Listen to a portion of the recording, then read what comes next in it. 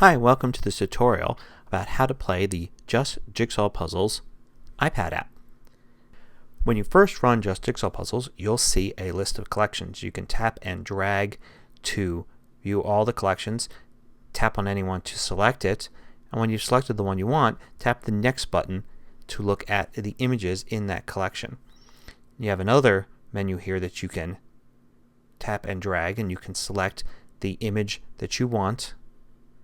And when you've selected it, tap the next button, and then you'll see that image cut up as a jigsaw puzzle. You've got several different options here. You can choose a level of difficulty by tapping and dragging on the selection at the bottom left, and you can bring that back and forth to have more or less pieces available. If you want the image to be a little bit larger, then you can tap the enlarge button, and that will then have an X in it, and you can see the image is now a little larger. It's a little more difficult to work with larger pieces because you only have a limited amount of space on your iPad screen. But if you prefer, you can do that. You can also adjust the cut, which is how curvy the pieces are cut from each other. And once you have all that, you can tap the start button and it will cut up the puzzle into pieces and you can play. Once they're broken up into pieces, you can simply tap and drag any puzzle piece to move it around on the screen. And then what you would want to do is find two pieces that connect and drag them near each other, and they will snap into place. Once they snap into place, they move together as one piece, and you continue to snap new pieces to that one. You have a variety of options available if you simply tap the options button in the upper right hand corner. The first one on the left is exit and will simply take you back to the main menu where you can start a new jigsaw puzzle.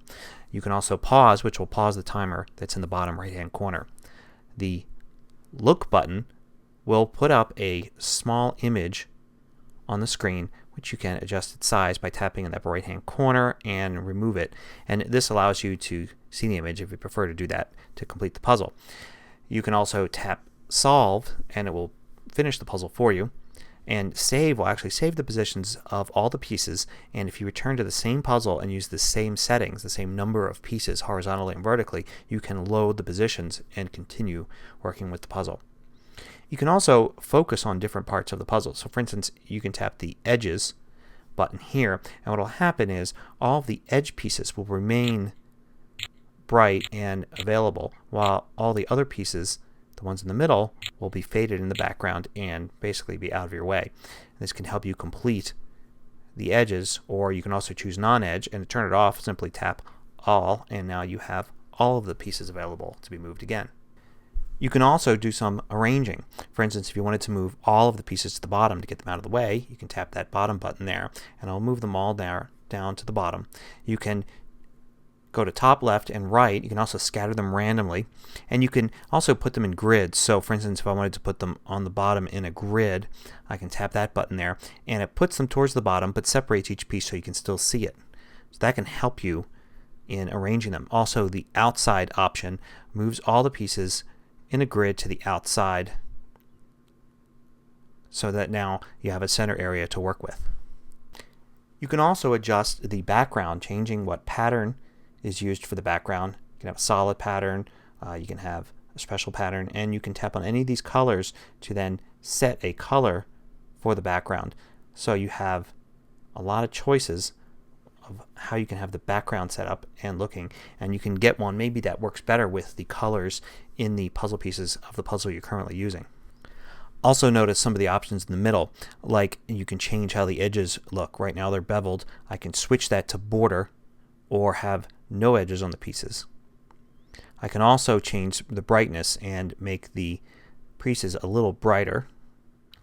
Another tip is you can select multiple pieces that aren't connected by simply tapping somewhere where there are no pieces and dragging your fingertip, and you can select an area, and then you can tap on any one of those pieces that's selected and drag them all to the side.